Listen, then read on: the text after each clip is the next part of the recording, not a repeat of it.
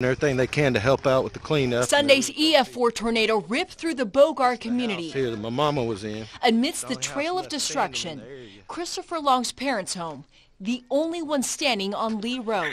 I'm not sure about luck, but I believe in angels, especially after this one. Long's parents, Sandra and Richard Whitger, have lived there for 22 years. The storm claimed the lives of their neighbors, 23 people total, including 4 children. It's really devastating. Even just to not even live here, just to stand here, it makes you want to cry, just because you feel the pain of the community and everything that's happened here. Long says this work van that landed on the side of his parents' home saved their lives. That work van stopped 4 humongous trees from crashing right through the house, and if it hadn't been for that old work van, I don't believe she'd be here.